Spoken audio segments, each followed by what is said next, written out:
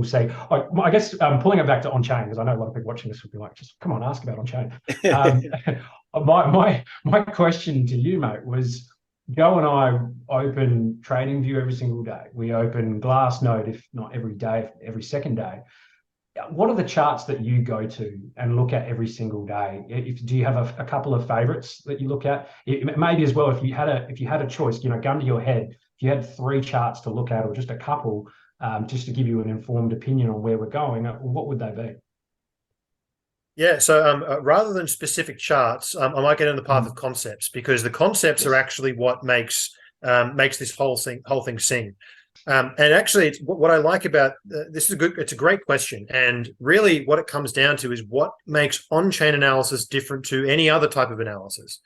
So a lot of the concepts still apply, right? And things you'll see in technical analysis, you'll often find that on-chain price models will perfectly align with, oh, look, the market cost basis just happens to also be at the 61.8 retracement or the 200-day moving. But there's always these things where they kind of relate.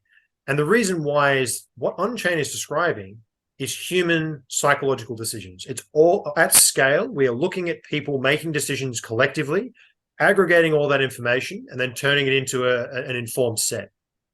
So at Glassnode, what we like to do is build dashboards. And the idea of the dashboard, it kind of came from a lot of feedback. People saying, I don't know which metric to look at for what problem. So we tried to build dashboards to say, when you're trying to solve this problem, here's your tools. So there's two primary concepts that they just don't exist in traditional finance analysis, and they are lifespan and profit and loss. So basically, if you look at every coin when it moves on chain, right? If we're looking at Bitcoin, we're looking at UTXOs or each coin. We can look at the price when it was withdrawn from an exchange. We can look at the current, what we call unrealized profit and loss. So if someone withdrew a coin at 10,000, they're still holding it at 20. They're holding a $10,000 profit times whatever the coin volume is. If they spend that coin, we consider it to be a realized profit and loss. It's how much people lock in. And you can see how much profit gets locked in. And as you would expect, maximum profits get locked in at the market peak, right? That's literally guys who bought in the bear selling at the top. And at the very, very bottom, it's guys who bought at the top selling at the bottom. So you see these realized profit and loss. So the unrealized profit and loss is how much profit multiple is still left in the system. There's a certain level of profit that people look at the green in their portfolio and they go, I mean, I just have to sell. Like, this number's enormous. I have to take it. Likewise, there's a point at the bottom where they say, I just can't look at this thing anymore. There's so much red. I'm done. I'm finished. So the unrealized portion tells you about the remaining holders. The realized portion tells you about the action, what actually happened in the system. And then the third one, so that's kind of all within the realm of price stamping coins. We look at the price of acquisition, either the price right now, if they haven't sold it, or the price when they sold it. And the other one is lifespan, which is how long did they hold it? So if you kind of glue those concepts together, you've got, okay, I can see that right now, at the bottom of a bear market, as you said before, the number of coins older than 1 year is at an all-time high. The number of time that's being saved in those coins by people who are just refusing to spend, that time tells you that you have a concentration of long-term smart money. They're just not going anywhere. They don't care. So that's kind of the unrealized time factor. Likewise, when you start seeing guys who bought their coins in the previous bear market at the bottom, spending and realizing enormous profits at the top, and you're seeing all this speculative money flowing in, the cool thing about this is the time stamping component. You can see when the smart money is getting in and getting out. You can also see when the brand new money is getting in or out. So when you combine those three things together, the unrealized profit and loss, how much profit or loss is left in the system, when you look at how much people are actually locking in, and then you combine it with who are they, you start to get this really interesting picture of when are the insiders getting in, when are the insiders getting out, when are the speculators too heavy in the market, and when are they just purging and puking out their coins at the bottom. So when you kind of overlay market psychology with those three factors, you really can describe an enormous amount of this market. And you just don't get that kind of information, right? I mean, the best you get is once a quarter, the directors of a company say if they bought or sold their stock. That's kind of the equivalent that you get. Whereas with this, every single block and every single day, you can group all that information together and you just look for extremes. Are lots of people selling for profit? If so, who are they? Are they the smart money? Okay. I get lots of people come to me and say, hey, look, this metric goes up in bull markets. That must mean it's good. And it's like, no, that's the smart money selling to you because Your exit they're liquidity. destroying the held time. They're locking in the biggest profits. It's like you actually want to be the guy creating that line going up, not the guy buying it. Yeah, interesting. Wow. And do you invest only in Bitcoin, or are you invested across different altcoins? And if so, what metrics are you using for altcoins, not just Bitcoin? Yeah, so I've had a fairly long history, as we all do, right? When you get into this market, you kind of have no idea what you're looking at, and you go down whatever rabbit hole opens up to you. So my story kind of behind that is I got in at the tippity top in 2018. The first thing I ever bought, I didn't own a stock, I didn't own anything. I bought Ethereum at the top, but the best bit is that here in Australia, Coinbase had an extra fee for AUD. So when I did my taxes, my first ever buy was actually above the top tick because it was just the worst time to buy, and you had the fee, and it was just horrendous. So for most of 2018, I was one of those guys with a spreadsheet with 50,000 tokens with $50 in each one, and they all just went to zero. Right? You just end up with absolutely nothing at the end. And it was that final capitulation in 2019 where I was like, all right, I've clearly got something wrong. So I started studying, and I finally read the Bitcoin white paper, and I was like, right, okay, this thing actually makes a lot more sense to me now. So pretty much from that 2018 bottom onwards, I've been a religious dollar cost average Bitcoin stacker. Through that time, I started learning on-chain analysis and started teaching it and showing people how it works, kind of draws on my engineering background and things like that. But that's where I started to go, okay, I'm dollar cost averaging, but I want to do it a bit smarter so I can find the right techniques to do it. During that time, I still held a reasonable chunk of Ethereum at the time. Over that period, I really kind of cleansed my portfolio, went from like 50 to about 3 or 4. And really over the course of since 2019 to now, and actually I think as of probably a couple of months after the merge, actually, I've essentially purged everything. So now I'm pretty much Bitcoin only. And this comes from a number of reasons, right? One is the more I look at Bitcoin, the more it just makes unbelievable sense to me.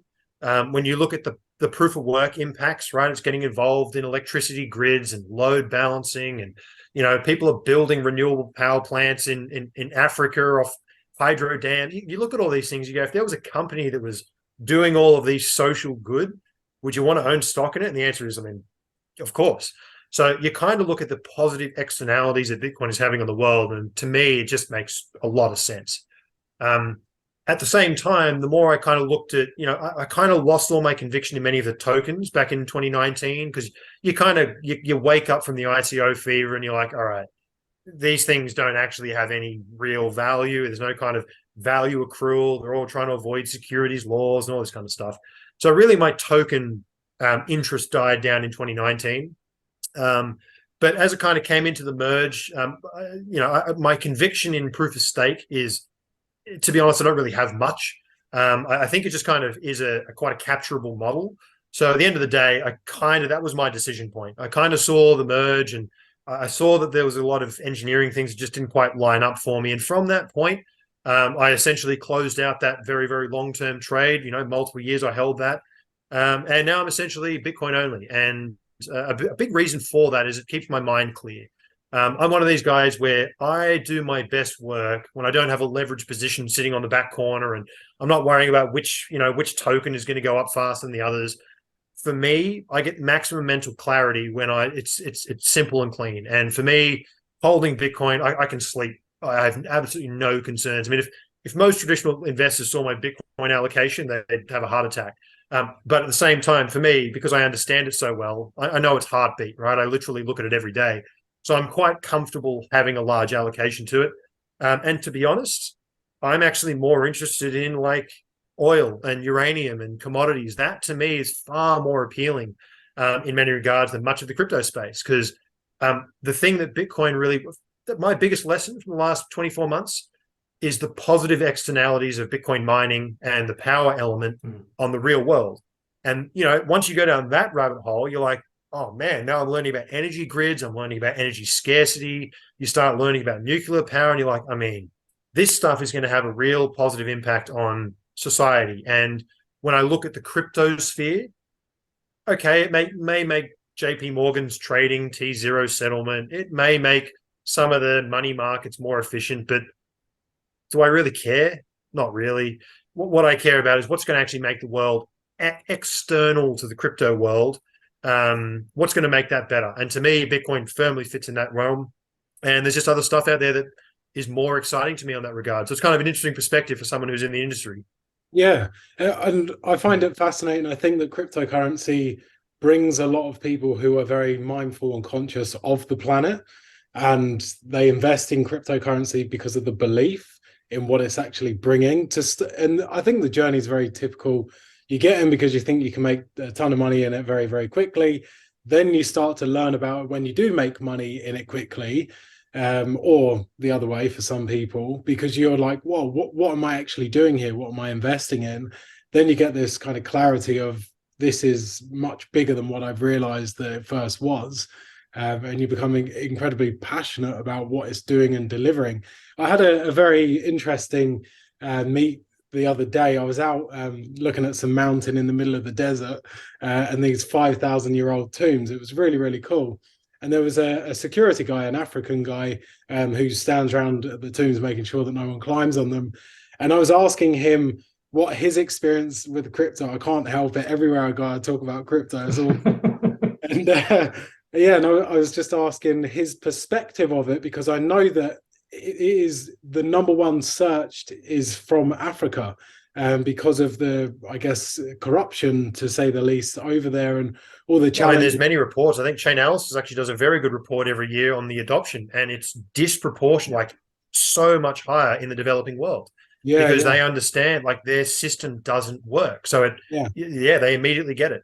Yeah. And just having that conversation, it helps you realize how powerful and important this really is for the future, the betterment of our country, not just like the countries that we live in that we're very privileged to have this upbringing in, but more so the developing countries where they have a currency that isn't a global currency, or they're not able to trade it like the M-Pesa. I'm not going to use the M-Pesa for anything, so it's not a tradable currency, but Bitcoin is. And that's what I was explaining to him, because unfortunately his first reaction is my mate got scammed in it. And I was like, oh, it's very frustrating. Sounds familiar. Yeah, and it's very frustrating and upsetting to hear, because I know a lot of these guys and girls are trying to get out of poverty, and there's people that just don't care. And that's the reality with any new technology, any new development. There are going to be scammers out there, the same with the internet. And when that first came out, and again, that's why we educate people, but it's nice to know that it is making a real positive difference in the world, and we're contributing to that as educators, and really bringing people forward so they can make better decisions and contribute in the right way.